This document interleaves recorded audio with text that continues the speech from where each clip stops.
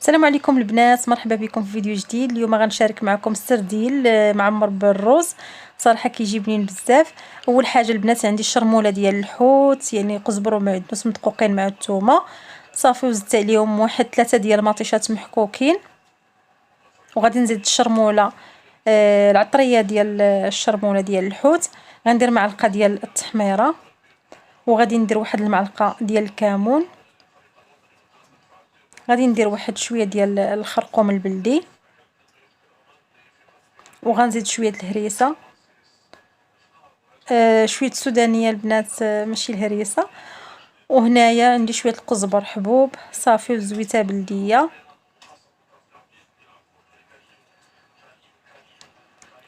وشويه ديال الماء باش غادي نجمع هاد الشرموله هادي. البنات راه كتجي بنينه بزاف.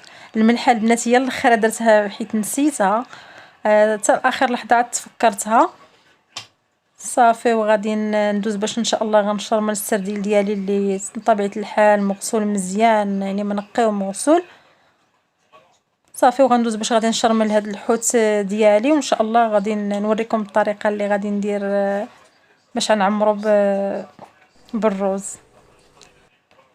هنا البنات من بعد ما شرملت السرديل، هذيك الشرموله اللي بقات ليا خديت منها واحد شويه، يعني الكثير خليته هو اللي غادي نفرشو في المول اللي غندخلو الفران.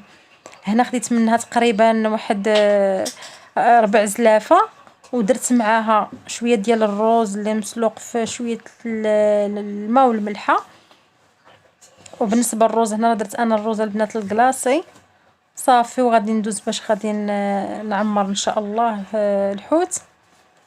ها الشرموله اللي خليت، يعني لاصوص اللي بقى هو هذا، غادي نفرشو في المول اللي غندخل الفران.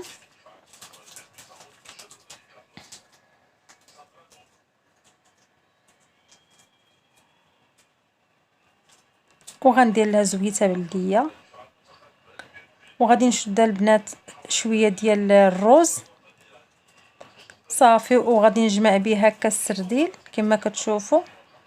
طريقه ساهله وكيجي البنات بنين بزاف، وكيجي يعني مبدل.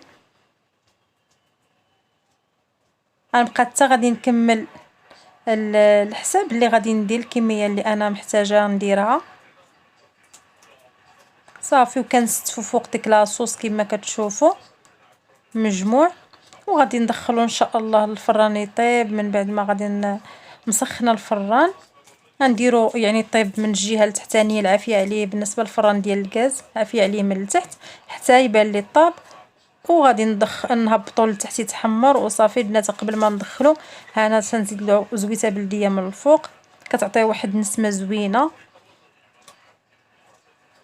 كنتمنى البنات يكون عجبكم هذا الفيديو هذا.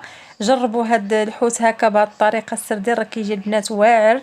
شوفوا البنات كيفاش كيجي مع ديك لاصوص، تيجي يا سلام. كنتمنى انه يعجبكم الفيديو، ما تنساونيش بلي لايك. السلام عليكم.